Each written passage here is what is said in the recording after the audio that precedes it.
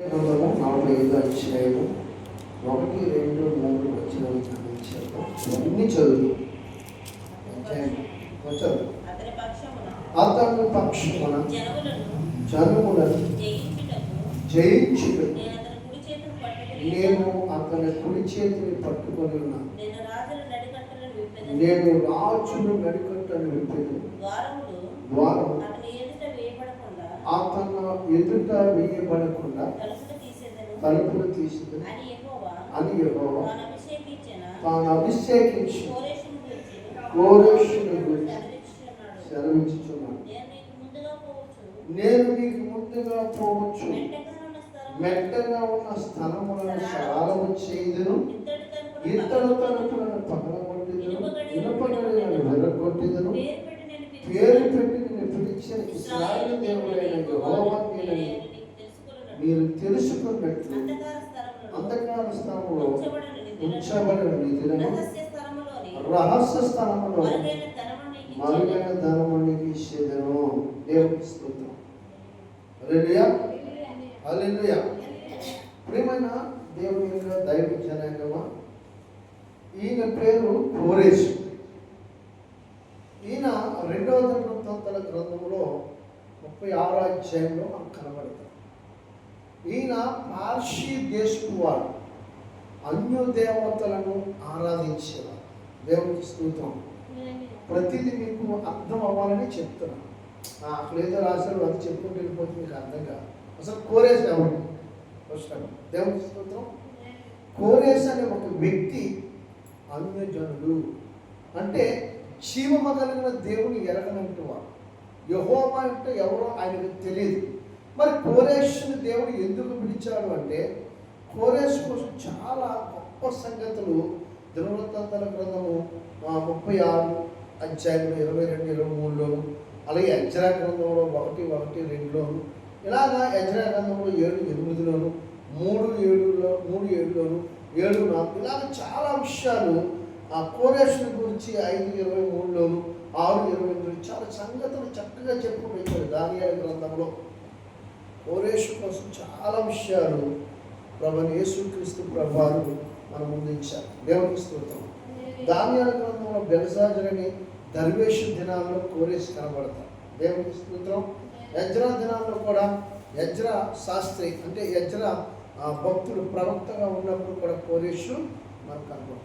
వాళ్ళు దేవతలు ఆయన ఎలా ఆరాధించేవాడు, ఆయన ఎలాంటి వాడు, ఆయన ఏమి కలిగినటువంటి వాడని చూస్తే దేవుడు ఆయనలో చూసింది ఏంటంటే కోరేషులో నీతిని చూశాడు. మీకు అర్థమవుతుంది. ఆ సంగతి మీకు ఎక్కడ కనబడుతుంది? యెషయా గ్రంథంలో ఇప్పుడు చదువుకున్నట్టు 45వ అధ్యాయం చూసారో ఒకసారి చూడండి, ఎక్కడ కనబడుతుందో మీకు చూపిస్తాను. కోరేషు ఎంత ఏం కలుగున్నాడు మీకు ఒకసారి చూపిస్తాను చూడండి.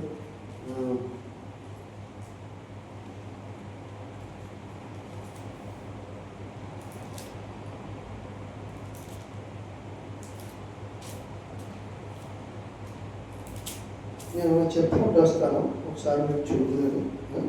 దయచేసి ఒకసారి నా మనసు పెట్టండి. 13వ వచ్చాను.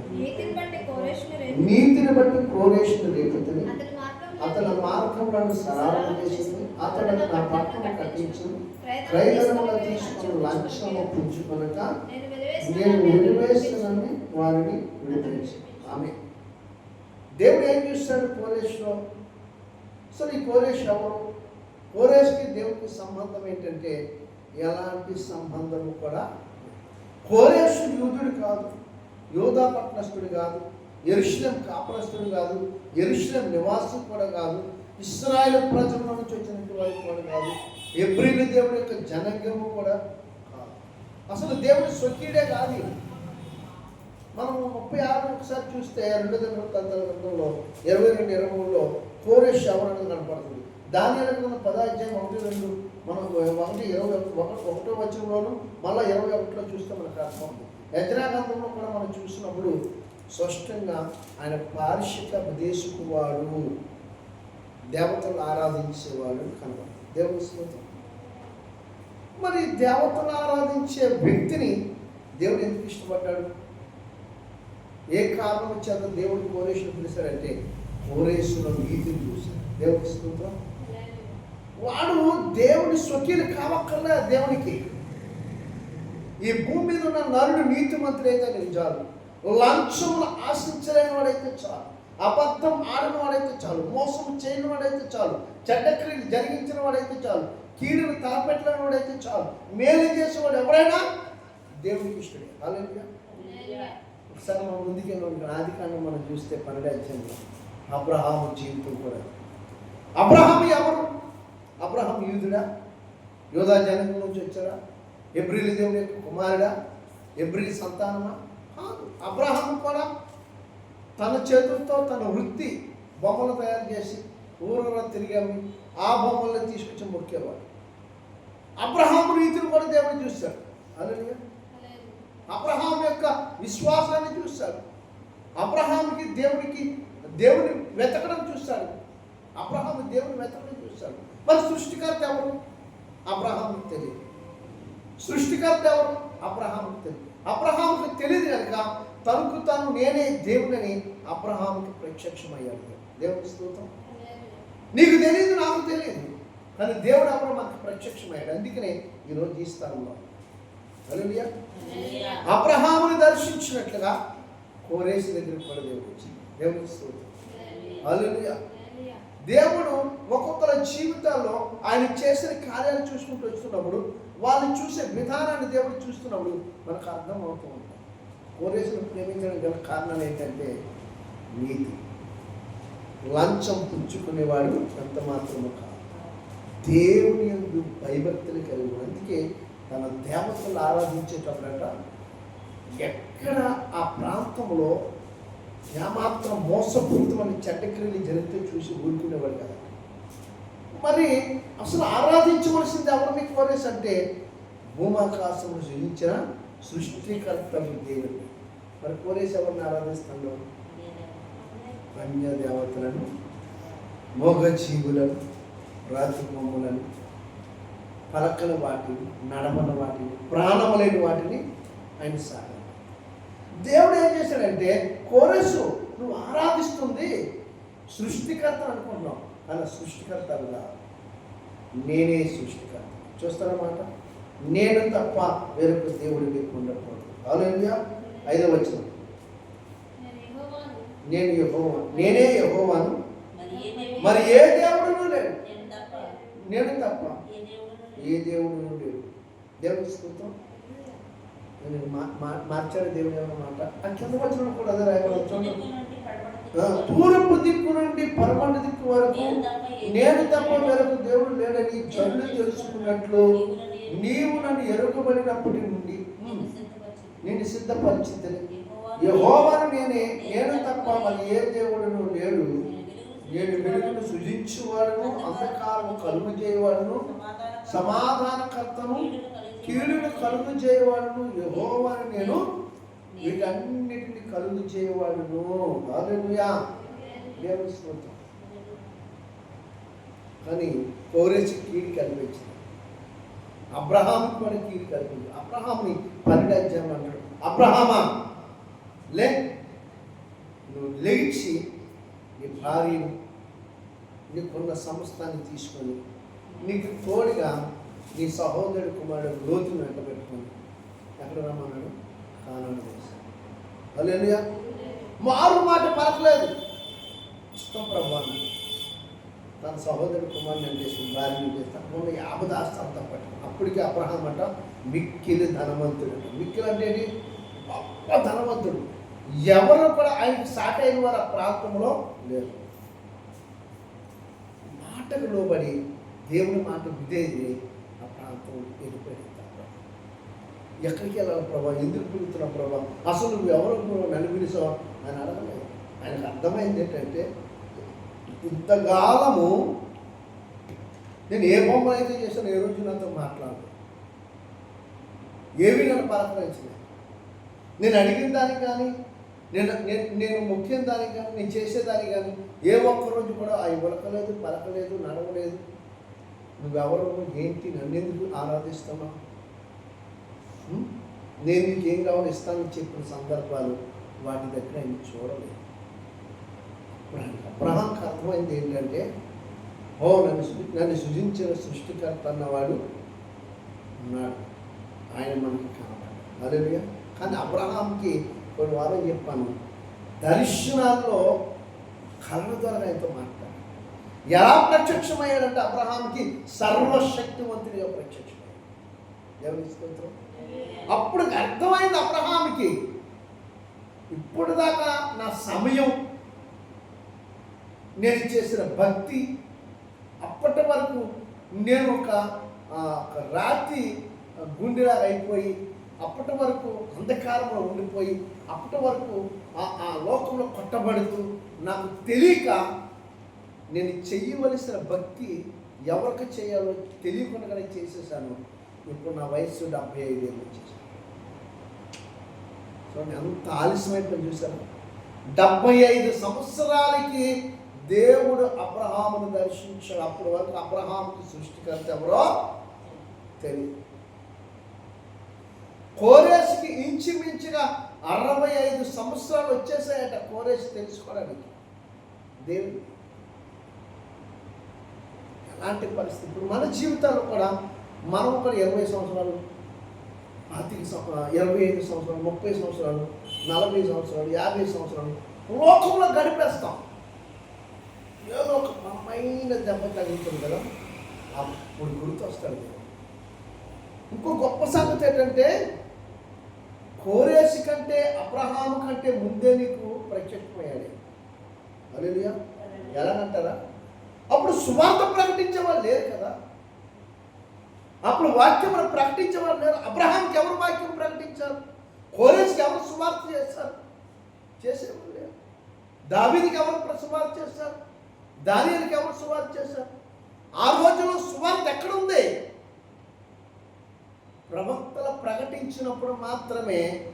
అది కూడా వినడానికి ఇష్టపడేవారు కాదు. అది ఎవరు కొంతమంది ప్రవక్తలే భయంకరమైన ప్రాంతాలకి, భయంకరమైన పట్టణాలకు పంపించాడు దేవుడు. హోషేయ అని, ఇర్మియా అని, ఎజెకీయేలు, ఇలాంటి కొంతమంది ప్రవక్తల్ని వీళ్ళు బండబారిపోయిన హృదయాలతో ఉన్నారు, కఠిన మనసులు కలిగి ఉన్నారు. వీళ్ళు మొక్కల మీద ముసిగేసుకున్నారు, వీళ్ళ కాళ్ళకి బంధకాలు వేసేసుకున్నారు, వీళ్ళ చేతుల్లో సంఖ్యలు ఉన్నాయి. ఇప్పుడు వీరికి బంధకాలు తెంచాలి, వీళ్ళ సంఖ్యలు తెంచబడాలి, ఈ శరలో నుంచి బయటకు తీసుకురావాలి. అలాగా ప్రకటించడానికి ఆ రోజుల్లో ఎవరు లేరు. ఈరోజు లెక్కకు మించిన సేవకులు ఉన్నారు, సువార్తకులు ఉన్నారు. ఈరోజు నాకు తెలియదంటే కొత్త. ఈ ప్రాంతంలో ఎంతమందికి తెలియదంటే చెప్పండి. ఇది దేవుని మందిరం, మహాదేవుని యొక్క దేవాలయం, సర్వజనులు కూడుకునే సమాజ మందిరం, సృష్టికర్తను ఆరాధించే చర్చ్. అవునా కదా? వెళుతున్న వారికి, పోతున్న వారికి, అందరికీ, ఇక్కడ ఉన్న వారికి, రాని వారికి, వచ్చే వారికి, వెళ్ళే వారికి, ఈ ప్రాంతంలో ఎవరో ఈ ప్రాంతంలో నివసించలేని వారికి కూడా ఇక్కడ మహాదేవుని మందిరంలో ఆరాధన జరుగుతుంది. యేసుక్రీస్తు దేవునిక సన్నిధి, యేసుక్రీస్తు ప్రభువుని ఆరాధించేవారు ఆ మందిరం ఇది. ఇక్కడ చాలా మంది సమాజ మందిరముగా కూడుకొని ప్రభుని స్తుతిస్తారని తెలియదంటారా? అయినా వారు ఇలా విడిచిపెట్టి సూచి చూడనట్టుగా వెళ్ళిపోతారు. అందుకే ప్రభు ఏమన్నారంటే, ఈ యెషయా గ్రంథంలోనే, యెషయా గ్రంథంలో ఏమన్నాడంటే, కళ్ళుండి చూడబెట్ట, చెవు నుండి వినబెట్ట, నోరుండి మాట్లాడాలి, కాళ్ళుండి. ఇది మన వాళ్ళు ఎంత చక్కగా చెప్తారు తెలుసా? విగ్రహాల గురించే చెప్పాడు. అసలు నిన్నే పోల్చాడు దరిద్రం అని. పోల్చింది ఎవరిని? మనల్లా పోల్చాడు. కళ్ళుతో చూస్తాం, ఇలాగా చూస్తాం, వింటాం, ఇష్టపడం. మాట్లాడుతుంటాడు అక్కడ దైవజ్ఞుడు, యాజకుడు అక్కడ నిలబడి, బలిపీఠం మీద నిలబడి ప్రయాసపడి భారం వస్తున్న సమస్యలలో యెహోవా ఆత్మ ఆయన స్వరము దాసుల నోట్ల నుంచి పలుకుతుంటే ఎలా వెళ్ళిపోతాం? నన్ను కాదు అనుకోని వెళ్ళిపోతాం. ఏ మందిరం 4 అడుగులు వేయచ్చుగా, కాళ్ళు ఉన్నాయిగా, నడవలే. మందిరంలోకి రావాలంటే, నడిచి రావాలంటే ఇష్టపడం, వినడానికి ఇష్టపడం, చూడడానికి ఇష్టపడం, నడిచడానికి ఇష్టపడం, ఆరాధించడానికి ఇష్టపడం. సాగరపడడానికి ఇష్టపడం, కొంత సమయం దేవునికి ఇవ్వడానికి ఇష్టపడం. నిన్ను ఎంత ప్రేమిస్తున్నాడో నీకు తెలిసిన నీ చెవులు మూసుకుంటావు. అందుకే వారి హృదయం అట కురుగునిదైందట. హల్లెలూయా. వాళ్ళకి గుండెట రాతి గుండె అయిపోయిందట. యేసుకేలు 36లో చెప్తాడు. హల్లెలూయా. క్రొవ్విన హృదయమై, క్రొవ్విన గుండె, క్రొవ్విన హృదయమై అదట మందబారిపోయిందట. హల్లెలూయా. రాతి గుండె అయిపోయింది, కఠిన మనసు అయిపోయింది. కానీ దేవుడు అంటున్నాడు, ఏ ఒక్క మాట విని నిన్ను ఆ శర నుంచి బయటకు తీసుకురావాలని సఫలపడతాడు. ఐగుప్తులో ఉన్న ఆ శర, దేవుని స్తుతం, ఐగుప్తులో ఉన్న శర, ఆ శరలో నుంచి ఇశ్రాయేలు ప్రజలు తీసుకురావటానికి మోసే పడ్డ కష్టం ఎంతో తెలుసండి. సులువుగా మాట్లాడడానికి లేదు. ఆయన పడ్డ అవమానాలు, ఆయన పడ్డ నిందలు, ఆయన మీద కొంచెం నేరాపణలు, ఆయన దెబ్బలో శోధించుట, బాధించుట, దూషించుట, రకరకాలుగా హింసించుట. మనం అయితే ఉంటామా? ఎప్పుడో పారిపోతాం. దేవుడు సహించగలిగినంత శ్రమే నీకు పెడతాడు. హల్లెలూయా. శ్రమ మనం తెచ్చిపెట్టుకొని దేవుడు తీరేదా నువ్వు పారిపోతే ఎట్లా? నేను ఈ ప్రాంతానికి వచ్చిన కొత్తలో ఇలాగే ఒంటరిగా ప్రార్థన చేస్తూ ఆదివారం వస్తే మా ముగ్గురమే అక్కడ చదువుతున్నారు. ఇలాగే ఆరాధన చేస్తుంటే వాక్యం వినేవారు. ఆ అరుగు మీద, ఆ గట్టు మీద. ఇప్పుడంటే ఈ పేరంపేట రోడ్డు చూసారా, ఈ రోడ్డు ఇప్పుడంతే బిల్డింగ్లు అయిపోయి, అప్పుడు పాక ఉండి అటు ఇటు కరెంట్ ఆఫీస్కి అటు ఇటు అక్కడే కదా మన చర్చి. ఆ పాకం దగ్గర మంచం వేసుకొని ఆ చీకట్లో ఆ పేరంపేట వెళ్ళిపోయే వరకు, నల్లచర్ల వెళ్ళే రోడ్డు అదే, కొవ్వులు వెళ్ళే వరకు ఆ రోడ్డు వెళ్తాం. అటు ఎర్రంపేట, చెన్నై కూడా వెళ్ళిపోతారు రోడ్డు. ఆ అరుగుల మీద కూర్చుంటేవారు తప్ప ఒక్క అడుగు వేసేవారు కదా. ఏమంటే మేము పలానా చర్చికి వెళ్తాను. ఏ చర్చికి వెళ్తే ఏంటి, నువ్వు వాక్యం వినబడుతుంది కదా, దేవుడు మాట్లాడుతుంది కదా. నాతో కాదు మరి ఎవరితో? నేను మీ పాస్టర్ గారు మాట్లాడుతున్నానా మీతో మాట్లాడినట్టు? మీ పాస్టర్ గారు ఉదయ్ కుమార్ పాస్టర్ గారు కాదు, దేవుడు మాట్లాడుతున్నాను గుర్తించి. దేవుని మాటకి విధేయుడైన అబ్రహాము పిలవగానే. అలాంటి వ్యక్తుల్లో ఇంకొక వ్యక్తి ఉన్నాడు, నూతన నిబంధన అపోస్తల కార్యాలు. ఎవరో తెలుసా? సౌలు అనబడిన పౌలు. హల్లెలూయా. ఏ రోజు సౌలుకి సువార్త వెళ్ళింది? వాళ్ళ ఇంట్లో ప్రార్థన జరుగుతున్నాయి. వాళ్ళ అన్న, వాళ్ళ వదిన, వాళ్ళందరూ వెళ్తున్నారు. అయినా మూర్ఖముగా ప్రవర్తించి క్రైస్తవులు విమర్శించి అసలు దేవుని పిల్లలంటే ఎంత రాక్షసంగా ప్రవర్తించేవాడు సౌలు. పౌలుగా మార్చబడ్డానికి మొదటి నువ్వు ఎవడమన్నాడు? దమస్కో మార్గంలో అపోస్తల కార్యాలు ప్రభువా అన్నాడు. అంతే, అయిపోయింది కథ. అక్కడితో పౌలు గారి కథ. తనలో ఉన్న గర్వం, అహంకారం, పొగర, ఆమో రెప్పపాటును ప్రభు దించేశాడు. చిత్తం ప్రభువా అన్నాడు. అంతే, అయిపోయింది. అలా ఆ కట్టు మీద, ఈ అడుగు మీద, ఆ పక్కని, ఈ పక్కని, ఆ ఇంటికి వెళ్ళి ముగ్గులాడి, వాళ్ళతో మాట్లాడి, వీళ్ళతో మాట్లాడి సమయం అంతా గడపడానికి ఇష్టపడతాం. కానీ నీ బాధలు వచ్చి చెప్పడానికి నువ్వు ఇష్టపడవు. అది అందుకే ప్రభు అన్నాడు, కళ్ళుంటూ చూస్తారు. కళ్ళు ఉంటాయి, చూడడానికి కళ్ళు ఉంటాయి, వినడానికి చెవులు ఉంటాయి, మాట్లాడడానికి నోరు ఉంటుంది. వచ్చి 4 అడుగులు వేసి నడవడానికి కూడా కాళ్ళు ఉంటాయి. కానీ ఆ 4 అడుగులు మందిరంలో వేసి, యేసయ్యా నా కష్టం ఇది, నా బాధ ఇది, నాకున్న సమస్య ఇది, నా పరిస్థితి ఇది. ఏమడుగుతాం అనేది? ఆ పరిస్థితి బాధన ఏమడుగుతాం? ఏదో 3 పూట్ల ఎవరికి తెస్తున్నారు, ఆ మాత్రం ముద్దు నోట్లోకి వెళ్తుంది. ఈ రాత్రి గడిచిపోయింది, దినం గడిచిపోయింది, మళ్ళీ రేపా దేవుడేముందండి. అంతే, ఇదే జీవితం.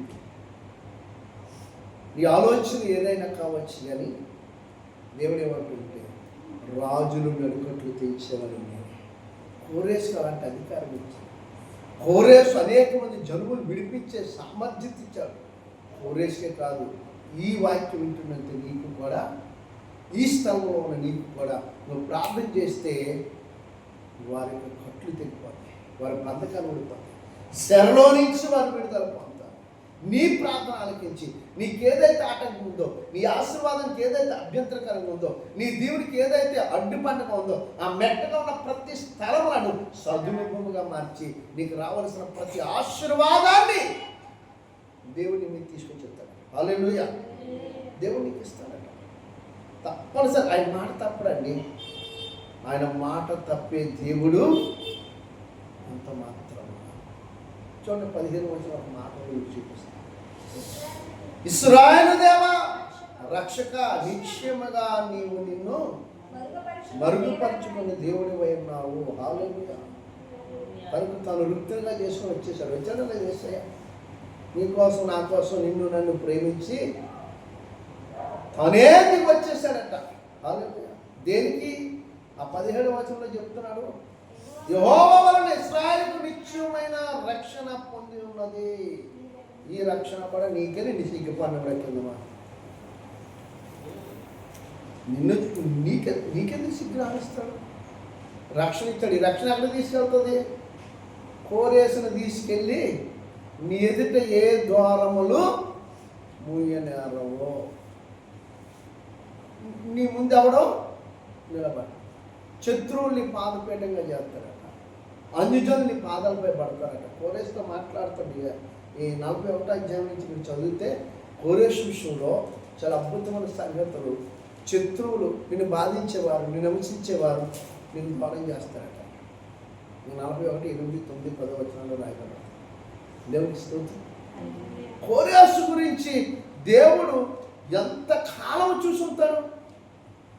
ఆయన నీతిని చూశాడు, ఆయన పరిశుద్ధతను చూశాడు, ఆయన చేసే ధర్మ కార్యాలు చూశాడు, ఆయన వెళుతున్న ప్రతి చక్కటి సత్ప్రవర్తన కూడిన మార్గం చూశాడు. అబ్రహామును అలాగే చూస్తాడు. సౌలుకున్న గర్వమును దించి సౌలు ఇలా విరిచి ఏం చేశాడంట? పౌలుగా మార్చేశాడు. అప్పటి నుంచి పౌలు జీవితం క్రీస్తులా మారిపోయింది. హల్లెలూయా. నీ జీవితం నా జీవితం కూడా సౌలులాగే ఉండేది ఒకప్పుడు. ఇప్పుడు మార్పు వచ్చింది కదా, మరి మధురంగా అయినా మారట్లేదే.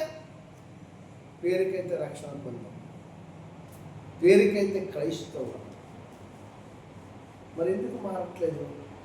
మరలా నువ్వే ఐగుప్తిని విడిచిపెట్టి వచ్చావో, ఏ శరలో నుంచి నువ్వు విడుదల పొంది వచ్చావో, ఏ బంధకాల నుంచి విడుదల పొంది వచ్చావో, మరలా అవే బంధకాలు శాప కింద నీరులాగా ఆ పాపము నిన్ను వెంటాడుతున్నప్పుడు దానికి లోబడుతున్నావు. కానీ దాన్ని పూర్తిగా నిర్మూలన చేసి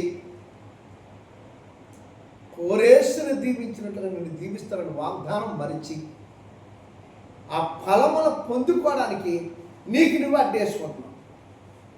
ఎవరో వేసింది కాదు, ఎవరో వేసింది కాదు. ప్రార్థన చెయ్యం, వాక్యం చదవం, మందిరానికి వెళ్ళం, సేవకులకు లోబడం, సేవకులకు విధేయతను చూపించం, సేవకులకు గౌరవం ఉండదు. ఆ మాట వినబడగానే పరిగెత్తుకుంటూ వచ్చి కోరాహ కుమారులాగా సాగలపడం. దేవునికి స్తోత్రం. హల్లెలూయా. ప్రేమైన దేవుని యొక్క దైవజనగమ కోరేసుని ప్రేమించిన దేవుడు అంతకంటే ఎక్కువగా నేను ప్రేమిస్తాను. తెలుసా మీకు? కోరేసు కంటే ఎక్కువగా నేను ప్రేమించాడని తెలుసా? కోరేసును ఎలాగా తన దినములు సుఖజీవంతో కూడిన ఆశీర్వాదకరంగా మార్చాడంటే, కోరేసును ఆ దినాల్లో అలా చూస్తే ఈ దినాల్లో ఏమంటున్నాడంటే, నీవు నా సొత్తు, నీ విలువ పెట్టమని నేను కొన్నాను, నా కుమార రక్తంతో నేను సంపాదించాను, నాకు అధికారం ఉంది, ఇదిగో నీకు అధికారం ఇస్తున్నాను, ఇక్కడి నుంచి నీ ఎదుట ఎవడో నిలవన్నారు. హల్లెలూయా. కోరేసు కంటే విలువైనంటే రక్షణ నీకు ఇచ్చాడు. కోరేసు క్రీస్తు రక్తంలో కడగబడలేదు. ఆయన అభిషేకించడం అభిషేకించాడు రాజుగా, కానీ రక్తంలో కడగబడ్డది ఎవరంటే మనమే. హల్లెలూయా. యేసుక్రీస్తు నామం బట్టి ప్రార్థన చేసేవారు. ఇంకో గొప్ప సంగతి ఏంటంటే, కోరేసు ఎక్కడ ప్రార్థన చేసినట్టుగా లేదు. ఇక్కడ కోరేసు ఎక్కడ దేవుని సాగరపడినట్లుగా లేదు. కోరేసు దేవతల దగ్గర సాగరపడ్డాడు, పతిముల దగ్గర సాగరపడ్డాడు. అన్య దేవతల దగ్గర, బయలు దేవతల దగ్గర సాగలపడ్డాడు. కానీ కోరేసు జీవము కలిగిన దేవుని దగ్గర సాగలపడలేదు. అయితే ఆ జీవం కలిగిన దేవుడు కోరేసును ఎందుకు దర్శించాడంటే తన నీతిని, తన యొక్క పరిశుద్ధతను, తను చేస్తున్న ప్రతి నీతి కార్యాలు చూసి సృష్టికర్తకు దేవుడు నేనే తనకు తానుగా ప్రత్యక్షపరుచుకున్నాడు కోరేషు. అప్పుడు అర్థమైంది కోరేషు, ఈ భూమిని ఆకాశాన్ని సృజింపచేసిన సృష్టికర్తే నన్ను సృజించాడు, నన్ను చెక్కాడు. నేను ఆయన్ని ఆరాధించాలి, ఆయన స్తుతించాలి, ఆయన ప్రకటించాలి, ఆయనకే మహిమ రావాలి, ఆయనకే ఘనత రావాలి, ఆయన మాత్రమే దేవుడు, ఆయన ఎందుకు సాగలపడాలని. మీరు 40 సంఖ్య అంతా చదవండి. కోరేసు కోసం అద్భుతంగా రాశాడు దేవుడు. అక్కడ యాకోబును కలుపుకొట్టుకు మరి రాశాడు. నా సేవకుడు యాకోబో అంటాడు. చూడండి అన్నమాట, నేను ముగించేస్తాను. చూడండి 3-4 వచ్చింది. నా సేవకుడు యాకోబు నిమిత్తము నేను ఏర్పరచుకున్న ఇశ్రాయేలు నిమిత్తము నేను నీకు పేరు పెట్టి నిన్ను పిలిచిందని నీవు నన్ను ఎరగకున్నప్పటికీ నీకు బదులిచ్చిందని. హల్లెలూయా, దేవునికి స్తోత్రం కలుగునుగా. హల్లెలూయా. చూడండి 8వ వచనం చివరి మాట, ఆకాశ మండలము నీతిని కురిపించినట్లు అంతరిక్షమా వర్షము వర్షించము, భూమి నెరల విడిచి రక్షణ ఫలించినట్లు భూమి నీతిని మొలిపించను, యెహోవాను నేనే దాన్ని కలుగజేయుచున్నాను. హల్లెలూయా. అసలు అద్భుతం అండి. ఎండిపోయిన ఎముకలు ఉన్నాయి చూసారా రోహిల్లో, ఉన్నాయా లేదా? హెచ్కేల్ గ్రంథం 37 అధ్యాయం 5 నుంచి 10 వచనాల వరకు చదివితే లోయలో ఉన్న ఎముకలు ఎండిపోయినాయి. మనం అలాంటి వారిని అప్పటిదాకా లోకంలో మన బ్రతుకంతా పాడు చేసేసుకున్నాం, మన బలం అంతా పోగొట్టుకున్నాం, మన శక్తి అంతా పోగొట్టుకున్నాం, మన సౌందర్యం అంతా పోగొట్టుకున్నాం. ఈ అందం, ఈ సౌందర్యం, ఈ బలము, ఈ శక్తి ఇదంతా ఎవరిది అంటే క్రీస్తుది. మనం ఏం చేస్తాం? లోకంతో సహవాసం చేసి లోకంలో ఖర్చు పెట్టేస్తాం. మామూలు నువ్వు నా వైపు చూడరా, నా దగ్గర రారా, నాతో ఉండరా, నువ్వు నా పోలిక అని నేను ఇలా దీవిస్తానంటే మాట వినలేదు. అంత అయిపోయిన తర్వాత వచ్చాం ఎండిపోయిన ఎముకలు అని. ఆయన దేవుడు అన్నాడు, నీ మీద నీతి వర్షాన్ని కురిపిస్తాను, మహావర్షాన్ని కురిపిస్తాను, రక్షణని కలుగు చేసినందుకు మరలా నిన్ను తిరిగి జీవింపజేస్తాను, మరలా తిరిగి నేను బ్రతికిస్తాను. దేవునికి స్తోత్రం. మరలా నిన్ను ఫలింపజేస్తాడట, మరలా నిన్ను అభివృద్ధి పరుస్తాడట. తీగలు ఎండిపోయి ఉండొచ్చు కానీ నాకు వేరైపోయి ఆ తీగలను ఎండిపోయినాయి, కానీ తిరిగి నేను అంటుకట్టి, యోహాను సువార్త 15లో చెప్తాడు, తిరిగి నేను అంటుకట్టి వాటిని మళ్ళా సిగిరింపజేస్తాను, ఫలింపజేస్తాను. చూసారా ఎంత గొప్ప దేవుడు అండి. నేను కట్టడానికే చూస్తున్నాడు, నువ్వు ఫలించాలనే చూస్తున్నాడు, నువ్వు దీవించబడాలనే చూస్తున్నావు, నువ్వు వర్ధిల్లాలనే దేవుడు చూస్తున్నాడు, నువ్వు ఆశీర్వదించబడాలని చూస్తున్నావు. కోరేషును అలాగే ఆశీర్వదించు. నీ అవసరం ఏదైనా అంధకార స్థలంలో దాచబడి నీదు, అంధకారంలో దాచబడి మరుగైన దానికి ఇస్తాను, రహస్యాలలో ఉన్న దాన్ని తీసుకోవడానికి నువ్వు సిద్ధంగా ఉన్నావు. పొందుకునే అర్హత మనకు ఉందా లేదా? నిత్యంగా మనకు అర్హత ఉంది. ఎందుకంటే రక్షణలో నువ్వు ఫలించినట్లుగా దేవుడు నిన్ను ప్రతిష్ఠింపజేసుకున్నాడు. హల్లెలూయా. కోరేసు, అబ్రహాము, సౌలు, పౌలు అనేక మంది భక్తుల జీవితాల్లో ఎన్నో ఆశ్చర్యమైన రీతిగా వారిని పిలిచి వారిని ఆశీర్వదించిన దేవుడు నిన్ను కూడా నన్ను కూడా ఆశీర్వదించడానికి సిద్ధంగా ఉన్నాడు.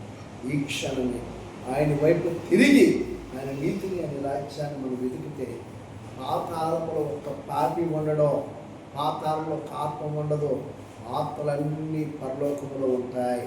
పాతాళం ఖాళీ అయిపోవాలి, పరలోక రాజ్యము నిండిపోవాలి. అట్టి కృప, దేవుని సన్నిధి, పరిశుద్ధాత్మ సహాయం, కోరేసు పొందుకున్నట్టు ప్రతి ఆశీర్వాదం కోరేసు ఎదుట ఎలాగైతే దేవుడి ద్వారాలు తెరిచారో మన ఎదుట ప్రభు ద్వారములు తెరిచి ఉంచునుగాక. అవి మనం పొందుకుందునుగాక. ఆమేన్.